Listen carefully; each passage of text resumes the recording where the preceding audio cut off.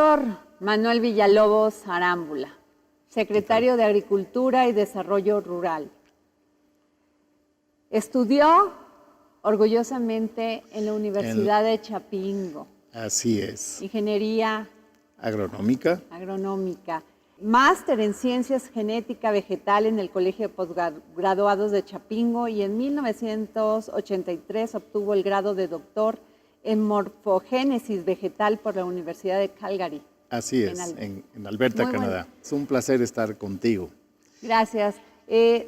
Secretario. Sí.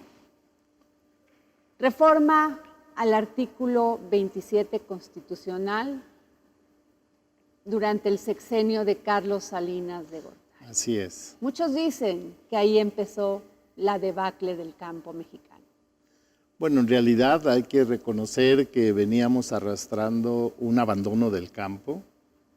Digamos que los resultados de la revolución finalmente no fueron la consecuencia que todos esperábamos, porque al final de cuentas nuestro país tiene esa vocación y yo pienso que lo seguiremos siendo. Somos un país altamente rural y con una proporción de nuestra población, de nuestra sociedad, muy rural. Entonces se esperaba que efectivamente hubiera un cambio, una evolución respecto al sistema ejidal y como las consecuencias que hoy día estamos viendo y que tratamos de recuperar y sobre todo avanzar en eso, pues ahí están, el campo abandonado y bueno, este gobierno, el presidente muy claramente ha dado la instrucción. Hay que remontar eso, hay que sacar de la pobreza a la gente, haciendo al sistema ejidal productivo a través de la asociatividad, a través de ir desarrollando el campo con esa vocación que tiene. ¿Se ha logrado justicia social en el campo? Vamos avanzando. No es un tema que se pueda dar en el corto plazo, pero sí te podría dar un dato. Según Coneval, no lo decimos nosotros, en lo que va del sexenio, en estos 3 primeros años, hemos sacado de la pobreza a 800,000 cabezas de familia. Esto es, la verdad es que es muy significativo. Si bien hemos venido avanzando en la ejecución de nuestros programas sociales, que todavía falta mucho por hacer, hoy día pues podemos dar esa información o compartir esa información. Sacar de la pobreza a 800,000 familias es un logro importante y ha venido contribuyendo en forma directa pues los programas sociales que está ejecutando la Secretaría. Muchos piensan que los programas sociales, lejos de generar deseos de progreso, estandariza a la gente. ¿Qué me puede usted decir de eso? Esa es una muy buena pregunta. Yo lo que te diría es de que, insisto, ha sido muy difícil remontar la situación en la pobreza que está el campo. Y en ese sentido, los programas que estamos impulsando han sido orientados precisamente a mejorar los ingresos de los productores. Propiamente, te diría, están sentados en 3 grandes pilares. Incrementar la productividad, esto es reconocer que tenemos limitantes en términos de superficie. Si nosotros no hacemos esos terrenos o esos predios productivos, la única forma que tendríamos de garantizar la alimentación sería expandiendo la frontera agrícola, cosa que no es deseable ni mucho menos lo vamos a hacer. Entonces tenemos que hacer más productivo nuestro campo. Y ahí pues los campesinos, los agricultores, nuestros indígenas, nuestros ejidatarios están recibiendo conocimiento, están recibiendo los insumos que hemos venido proveyendo para que sean más eficientes. Cuando eso lo logramos, claramente sus ingresos se mejoran. Y en ese sentido sí estamos viendo un beneficio directo. También era muy importante darles una certidumbre respecto a lo que vale su cosecha. En ese sentido, los precios de garantía están incidiendo en los 4 cultivos básicos, que son maíz, frijol, arroz y trigo harinero, porque antes de sembrar ellos ya saben cuánto va a costar, al menos el piso del costo de su cosecha, tienen ya una idea de lo que esto va a costar. Y en el caso de la leche también. Entonces ese es otro gran beneficio. Y finalmente pues es acercarle los bienes públicos que provee el gobierno, que parece que no se toma mucho en cuenta, pero ahí están. Quiere decir con esto, por ejemplo, todo el tema de las sanidades, todo el tema de la protección contra plagas y enfermedades, todo eso le cuesta al gobierno, pero lo tienen todos los productores. Aquí sí estamos hablando de los pequeños, medianos y grandes. Es un bien público básico y fundamental que nos ha dado una gran reputación nacional e internacional. Se había hablado de desabasto, ¿en este momento ya no hay? No hubo, yo diría, ¿O no hubo? en el peor de los años, el año pasado, digo, de la historia moderna de nuestra agricultura, pues este fue el único sector que creció.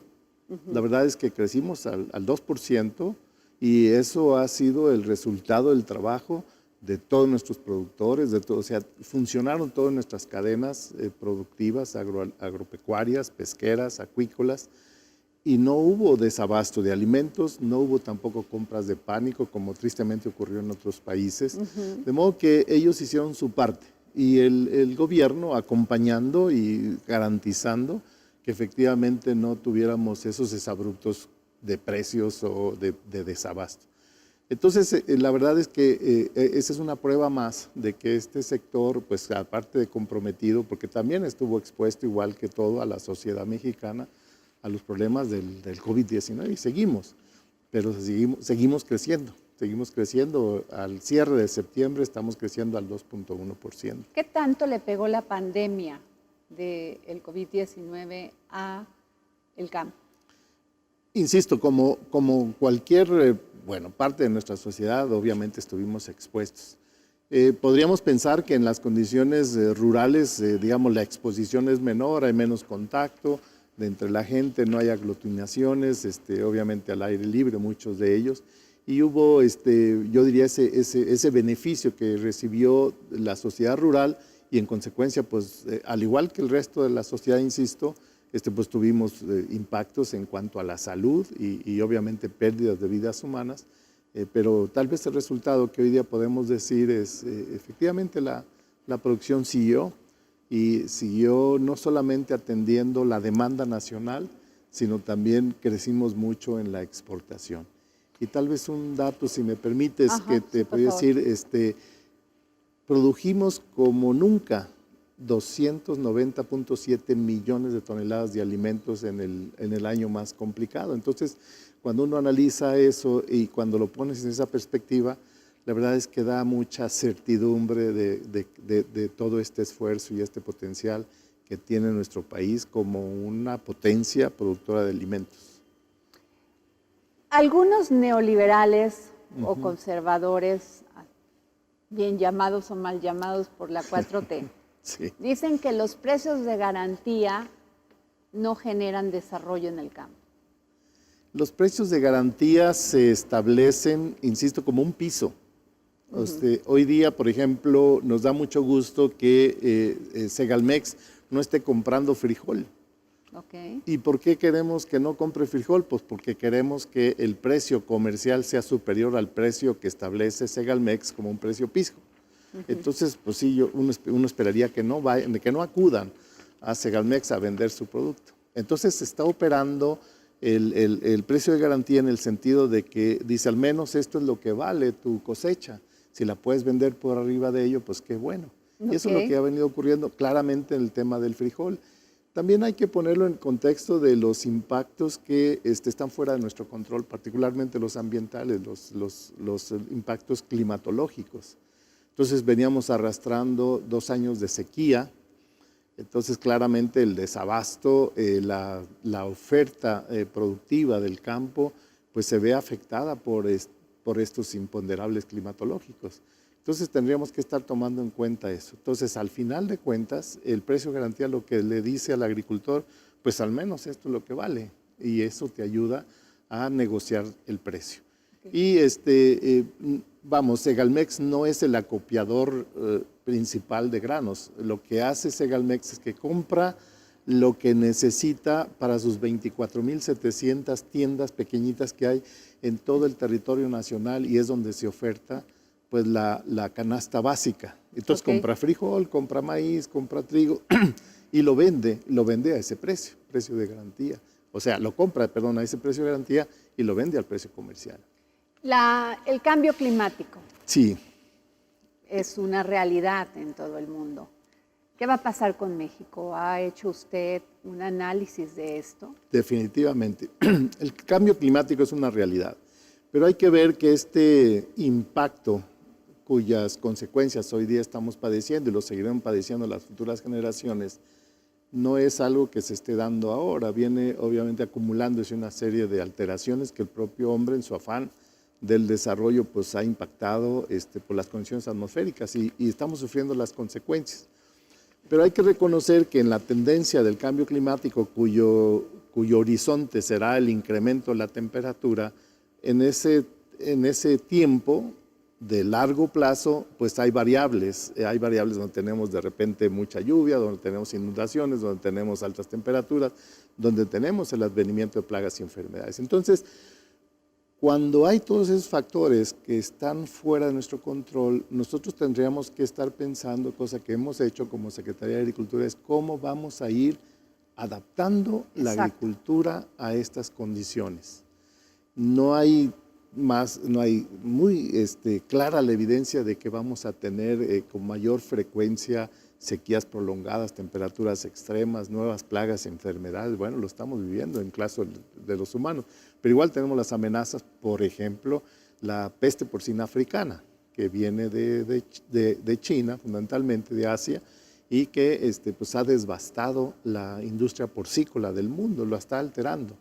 Entonces, son los desafíos que tiene que enfrentar nuestra Secretaría, nuestra agricultura, y pues tenemos que irnos adaptando a ella. Entonces, esto tiene que estar acompañado pues del acceso al conocimiento, a la innovación, a la comunicación.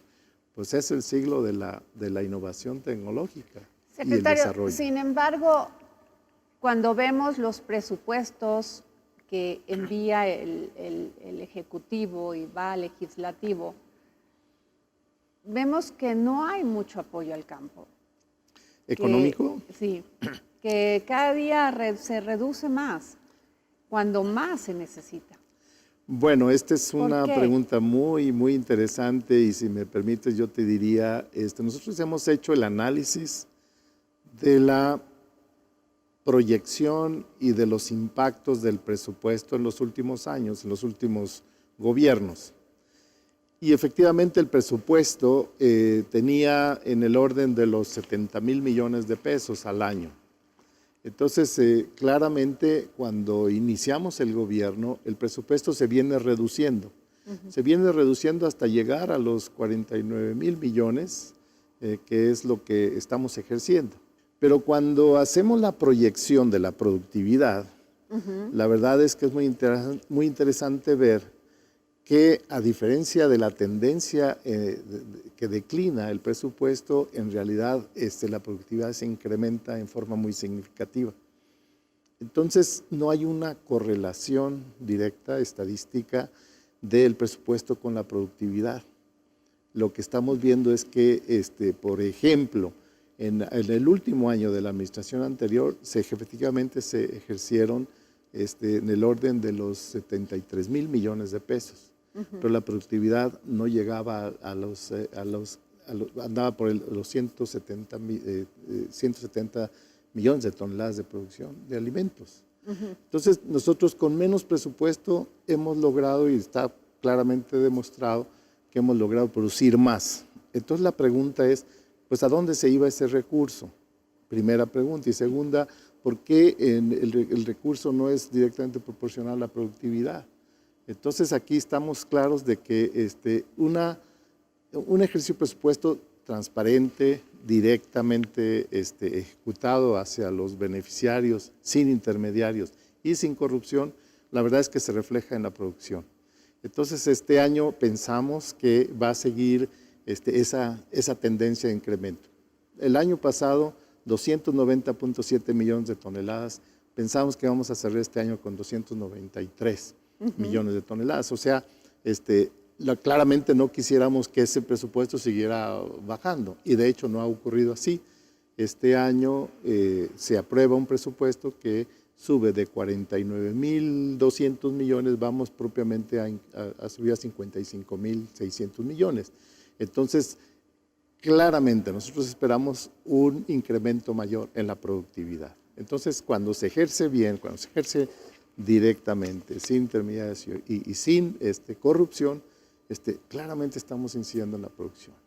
De esos intermediarios podríamos hablar de esas agrupaciones campesinas que eran lideradas por algunos partidos. Pues la verdad es que había una cantidad importante de asociaciones y de grupos de supuestos líderes que estaban defendiendo y que estaban apoyando a los campesinos y a los productores. Cuando el dinero se va ya directamente a los productores, pues lo primero que empezamos a decirle a estos liderazgos era que el dinero estaba allá. Entonces, si su vocación y su razón de ser siempre era apoyarlos, pues que los apoyaran en el campo, pero ya no a través de ellos, cosa que ha venido ocurriendo. O sea, eso cambió totalmente. Cambió definitivamente. Porque eso lo anunció el presidente, sí, que ya iba a ser directo el apoyo a los campesinos. Directo y sin intermediarios. Y eso ha venido operando. La verdad es que hemos, en nuestros programas de los que está ejecutando la Secretaría, van directamente a una población que anda en el orden de 2.8 millones de agricultores, y importante, el 34% mujeres. Entonces, esto es un cambio verdaderamente muy, muy importante y ya te digo, al final de cuentas lo que está ocurriendo es que no solamente es entregarlo directo, hay que entregarlo de acuerdo con los ciclos agrícolas. De nada te sirve que entregues apoyos cuando ya están próximos a la cosecha, pues no tiene ningún beneficio. Entonces, todo este gran esfuerzo lo hacemos siempre poniéndolo en coordinación con los ciclos agrícolas. Muy bien. Marzo, antes de que empiecen las lluvias propiamente. Ahora, hay muchísimas tierras que quedaron abandonadas porque quienes se hacían tradicionalmente cargo de ellas eran los hombres, que muchos decidieron irse a probar suerte a Estados Unidos y dejaron las tierras sin cultivar, sin trabajar.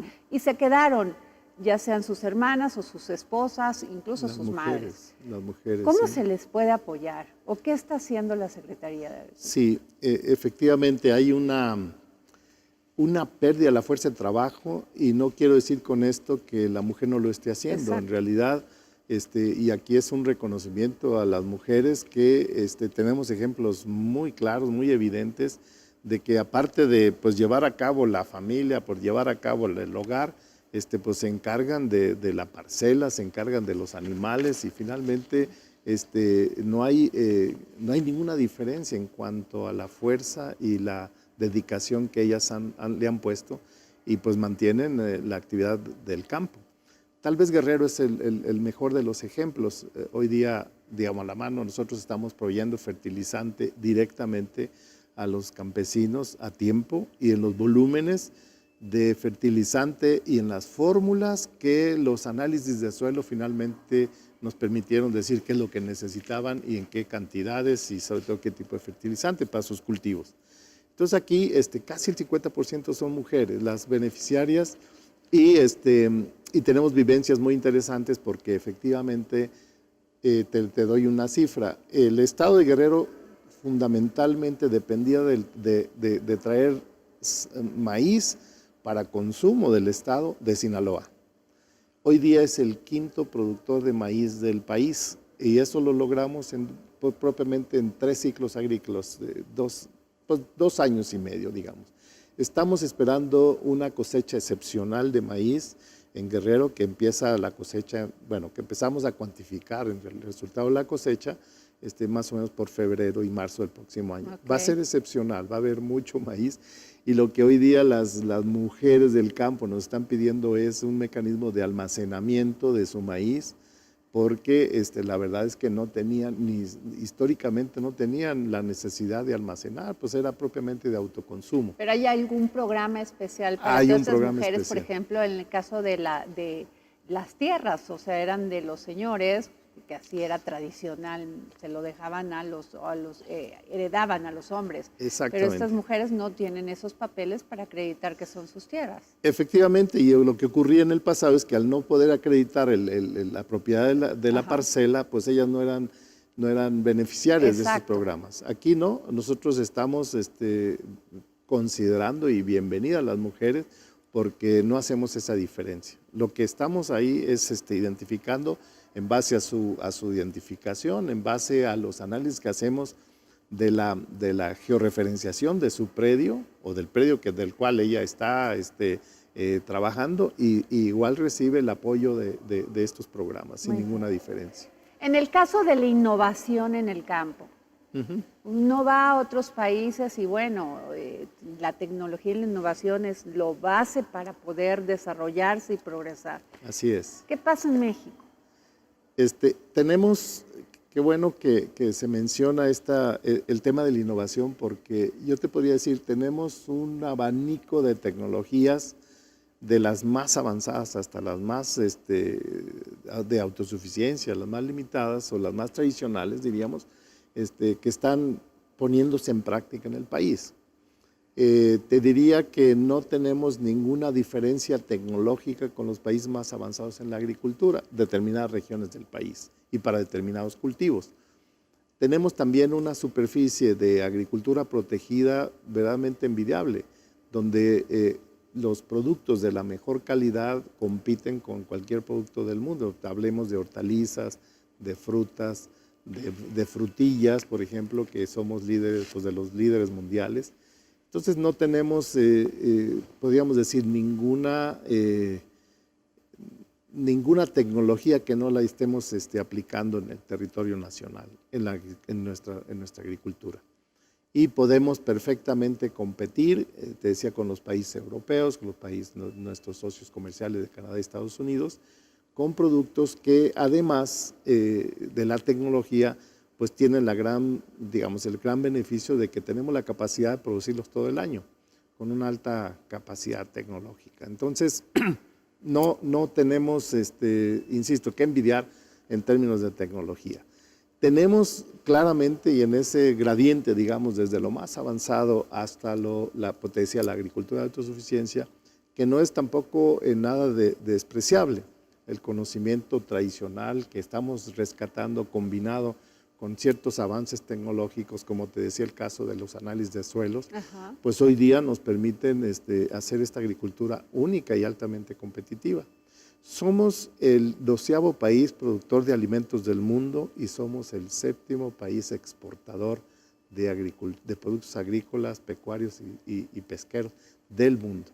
Exportamos a 192 países. Entonces, ¿qué quiere decir esto? Bueno, pues que acompañado de la tecnología, acompañado de nuestros productos, acompañado de nuestros bienes públicos, pero sobre todo de nuestra capacidad productiva, gracias a los productores, pues tenemos esa posición, yo diría, bastante envidiable por el resto del mundo, porque somos un país, insisto, de gran vocación agrícola, pero la hemos sabido aprovechar. Y eso pues se debe a los productores.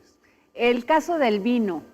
Nuestro país pues no es un gran productor de vino, salvo en esta zona de Baja California, alguna parte en Guanajuato, Zacatecas, pero estoy leyendo aquí que hay más de 500,000, que genera más de 500,000 empleos y genera 470,000 toneladas. Sí, efectivamente.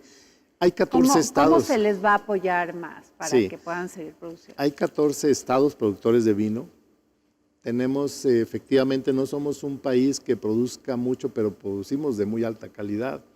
Yo diría, en los últimos 5 años, según la información, más o menos hemos ganado 1,500 medallas de prestigio en contextos mundiales, en competencias por nuestra calidad.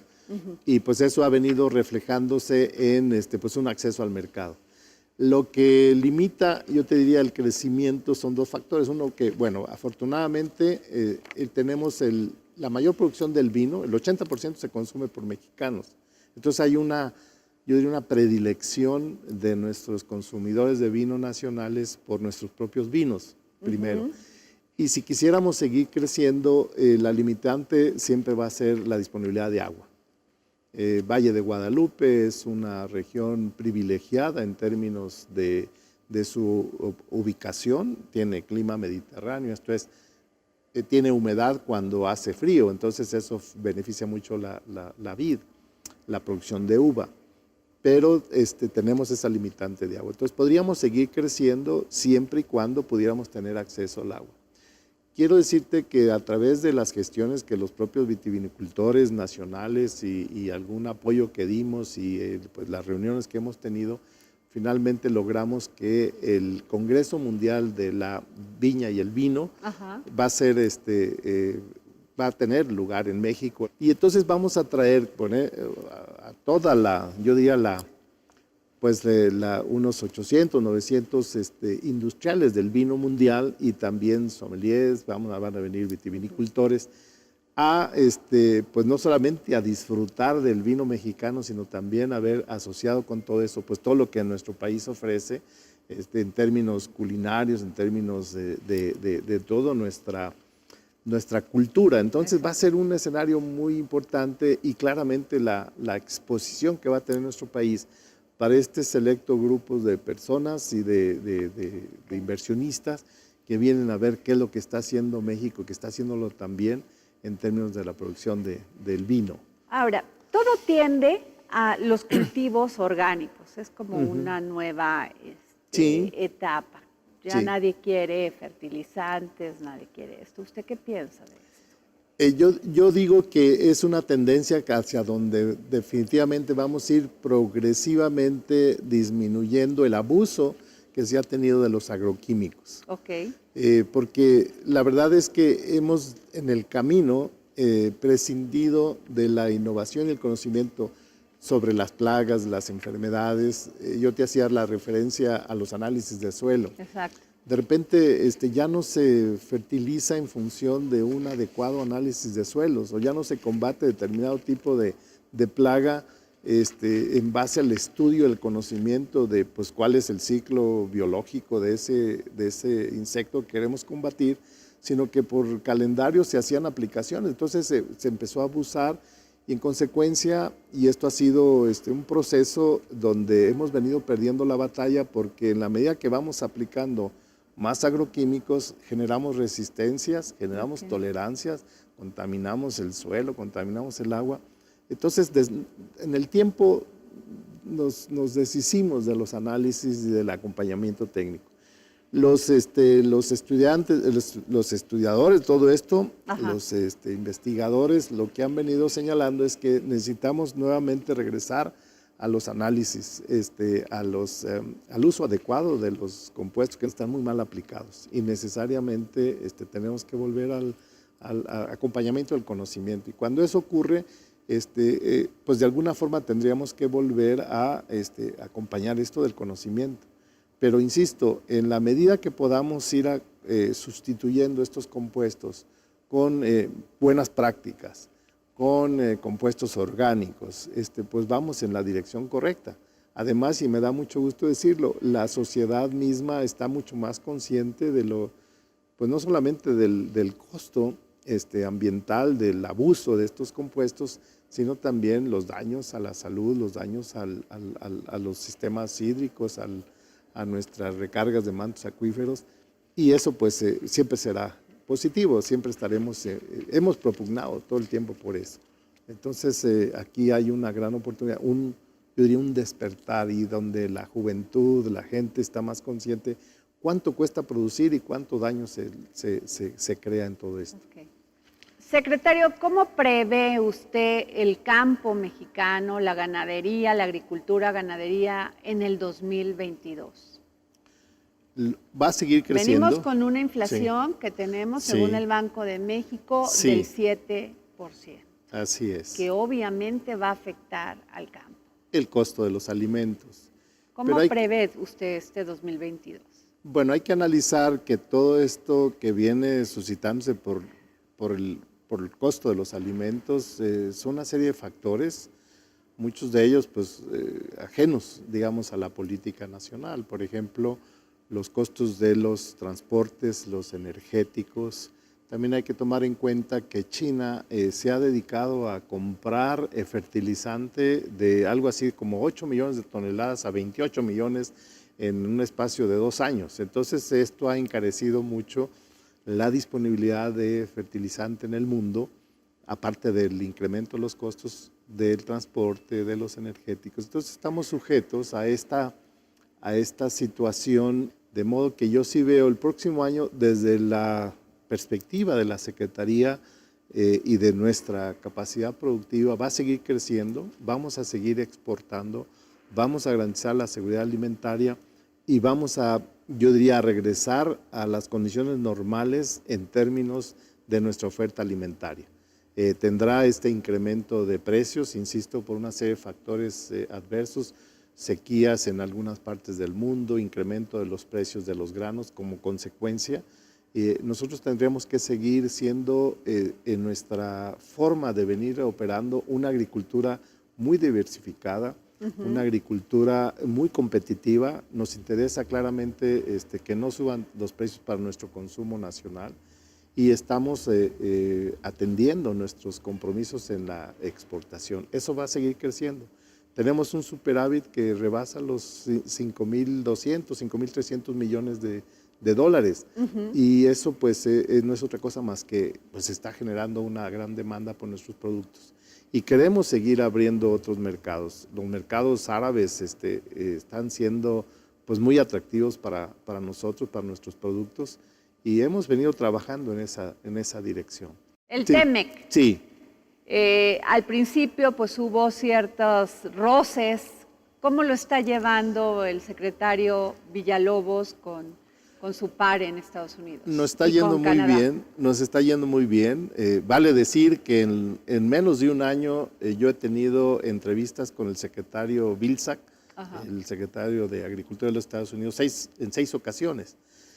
O sea, hay diálogo, hay acercamiento. Y no es de ahora, o sea, yo tengo ya tiempo de conocerme con el secretario Tom Vilsack y eso pues facilita y ayuda mucho. Y hemos estado trabajando en temas de nuestra relación comercial Estados Unidos-México, pero también hemos venido trabajando intensamente en el contexto regional. Queremos que Norteamérica sea verdaderamente un balance y un contrapeso a otros grupos de países asiáticos, la misma Unión Europea, con el objetivo de que se reconozca que nosotros somos los proveedores de alimentos en una alta proporción para el resto de la humanidad.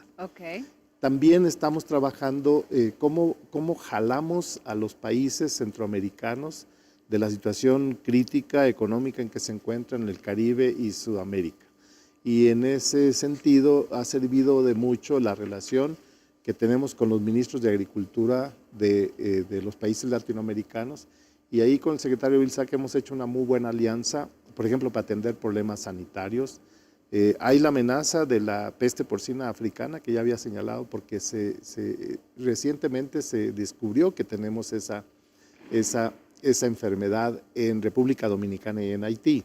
Entonces estamos cerrando filas para contener que esa fiebre porcina llegue al continente americano. Estamos trabajando coordinadamente. Con Canadá hay una relación de tiempo atrás también y sobre todo y en forma muy importante, cómo podemos Canadá y México de alguna forma ser aliados más sólidos contra muchas de las presiones que tenemos de los grandes productores de los Estados Unidos. No se trata de hacer equipo contra ellos, sino más bien que se entienda que lo que nosotros estamos buscando, al menos es la posición de un servidor, la posición del secretario de Agricultura de México, de que necesitamos ir transitando hacia un mercado único, hacia una integración de mercado norteamericano. Somos complementarios, necesitamos unos de los otros. México seguirá siendo un país muy importante y yo diría clave para garantizar la seguridad alimentaria, sobre todo en toda su diversificación de los dos países. Entonces, nosotros todo el tiempo estamos propugnando, como el presidente nos lo ha dicho y él también lo ha expresado, somos muy importantes, somos socios y no vamos a estar supeditados pues, a políticas que afecten nuestro sector. Entonces nos han venido entendiendo, yo diría, este convencimiento, este trabajo en conjunto.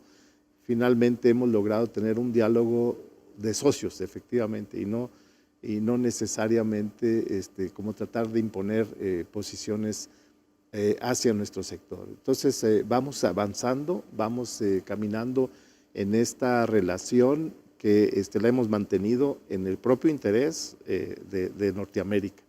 Pero sí somos jugadores importantes. Cuando uno ve el mapa mundial y uno ve la presión que se va a tener para alimentar a la humanidad, no podemos dejar de levantar la mano y decir, Norteamérica, o más bien América como continente, es el proveedor de los alimentos de la humanidad en una altísima proporción en el futuro.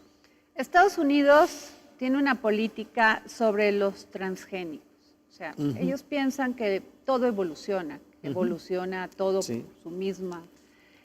¿Cuál es la posición de México sobre esto? Hemos escuchado al presidente, pero a veces siento que es más un tema político que un tema que le convenga a México. No lo sé, lo pregunto. Sí, yo creo que el presidente fue muy inteligente cuando en un principio, recuerdo cuando este tema se discutía, lo que él dijo, este es un tema muy polémico, y no es solamente en México, es en el mundo entero, todavía está esta discusión y va a seguir estando.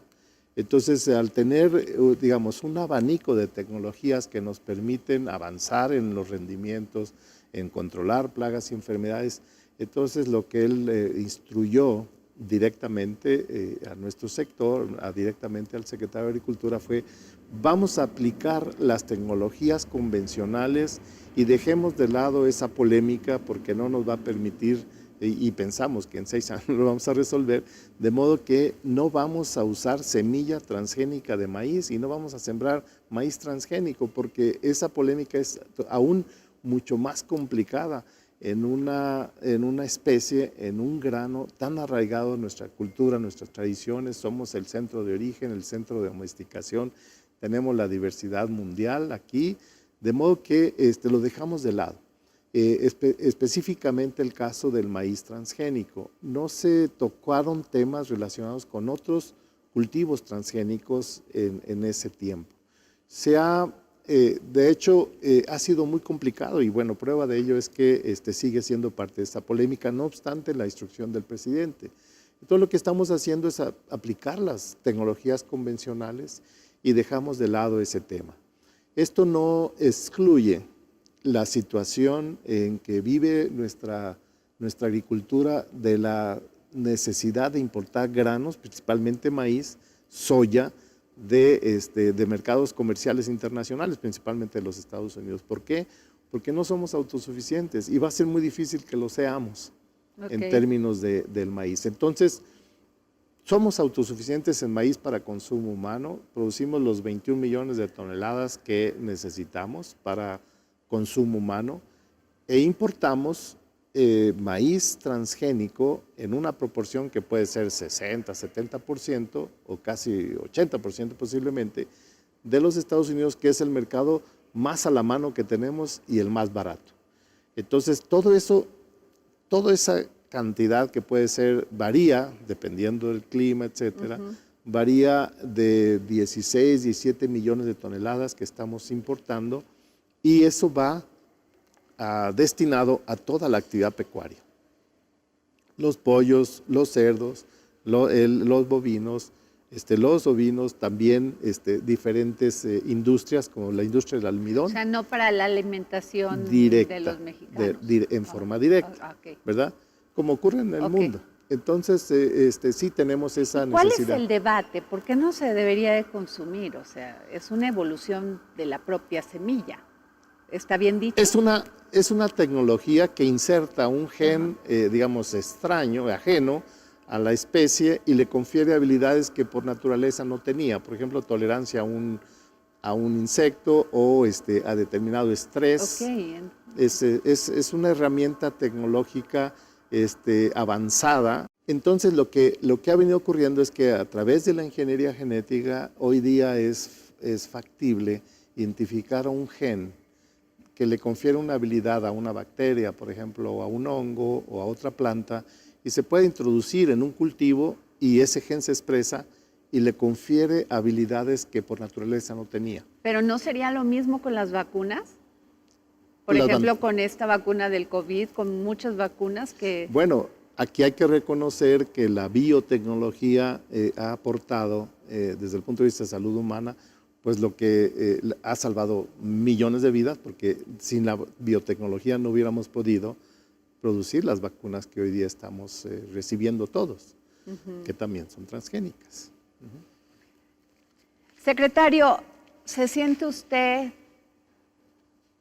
contento del trabajo que ha realizado al frente de la Secretaría de Agricultura?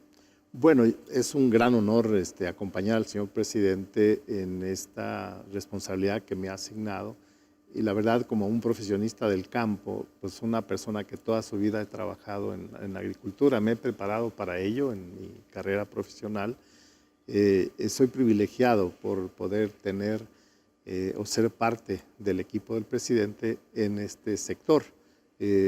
La misma forma en la cual me he preparado profesionalmente, pues me da esa satisfacción profesional de poder ser parte en tiempos tan importantes, yo diría en la historia de México, pues acompañar al presidente en este sector, primero. Y segundo, me siento privilegiado porque gracias a esta posición, pues uno ha venido aportando en cuanto a su conocimiento, por lo que hemos venido avanzando en el sector. Yo no diría que hemos logrado superar las cosas que necesariamente tenemos que superar. Esto requerirá de más tiempo. La presión que tiene nuestro sector es muy fuerte. La necesidad de ir haciendo este cambio, de regresar al principio que al final el presidente nos ha pedido, que es rescatar el campo de la pobreza, que es mejorar la calidad de vida de la sociedad rural, que es aspirar a la autosuficiencia alimentaria y que es también trabajar en la soberanía de nuestros granos básicos. O sea, con estos 4 grandes objetivos, pues estamos encauzando lo que nosotros profesional y éticamente sabemos que se debe hacer, claro, con la guía del presidente. ¿Tenemos autosuficiencia alimentaria? En términos generales, sí. En términos generales, hay alimentos y hay alimentos disponibles para toda la gente. Okay. Lo que sí creo que hay una gran injusticia en el sentido de que muchas veces la gente no tiene los recursos para adquirir los alimentos que le dan o que le confieren sus necesidades fisiológicas, no solamente en cantidades, sino más bien en calidad. Y tenemos que ir caminando hacia eso. Me imagino que son muchas las secretarías que trabajan alrededor de UNAM. No es solamente la responsabilidad de la Secretaría de Agricultura, sino también de otras secretarías que definitivamente, trabajan. No podemos... ¿Cuál es el papel de ello de la Secretaría? Sí, definitivamente no podemos pensar, por ejemplo, en la actividad productiva del campo sin la permanente comunión con la Secretaría de Ambiente, con la Secretaría de Salud, con la Secretaría de Economía, con la Secretaría de Energía, porque todo esto al final hace como consecuencia que podamos llevar a la mesa de los consumidores nacionales de nuestra sociedad los alimentos en cantidades y en calidades que queremos, porque en todo esto incide. ¿Y si hay coordinación, secretario? Sí, tenemos una excelente coordinación. Nos reunimos permanentemente, tenemos con Economía, por ejemplo, una comunicación muy estrecha, tenemos permanente comunicación con la Secretaría de Medio Ambiente, porque al final de cuentas estamos transitando en una producción sustentable. O sea, qué tanto de la productividad o cómo podemos ser eficientes en la producción al menor costo ambiental posible. Y en ese sentido, pues desde nuestra formación hemos sido conscientes y consecuentes con pues hacer un adecuado cuidado de nuestros recursos. A mí me preocupa mucho el tema del agua y del suelo. Por eso le decía si había coordinación, porque con agua es muy importante en todo este desarrollo. Casualmente yo vengo de una reunión con la Comisión Nacional del Agua. El día de hoy estamos viendo cómo se van a distribuir los volúmenes de agua a los distritos de riego, particularmente en el norte del país, donde pues nosotros lo que queremos es seguir produciendo con la menor huella hídrica posible. ¿Verdad? Entonces no podíamos estar pensando o no podría llevarse a cabo una relación de trabajo de esta naturaleza si no hubiera esa complementariedad. Somos profesionistas, éticos y sobre todo hemos venido trabajando en estos temas desde hace tiempo. Compañeros inclusive de escuela con algunos de ellos. De Chapingo. De Chapingo, por supuesto. ¿Cuál es el legado que desea dejar Víctor Manuel Villalobos Arámbula como secretario de Agricultura? Ya pasando muchos años. Voltear y ver. Bueno, en primer lugar, sí tengo como responsabilidad principal. ¿Con qué soñó y lo está haciendo realidad? Encauzando. Sacar a la gente de la pobreza, fundamentalmente. Siempre hemos sabido y en nuestro ejercicio profesional convivido con la gente más pobre. Tristemente, dentro de la sociedad mexicana, los más pobres son los que nos dan de comer. Entonces es una injusticia histórica. Tenemos que reivindicar a la gente. ¿Qué lugar lo ha entristecido, enojado de todo lo que conoce usted de México? La Sierra de Oaxaca, por ejemplo, o los yaquis en Sonora, la Sierra de Michoacán. ¿Le ha causado indignación? Sí, desde niño, pues yo vengo también de comunidades rurales de Jalisco, donde pues sí, la pobreza es extrema y todavía no se ha superado. Hay un avance, sin duda, pero tenemos que seguir trabajando y sacar a la gente de la pobreza. Muchas gracias, Víctor Manuel Villalobos Arámbula.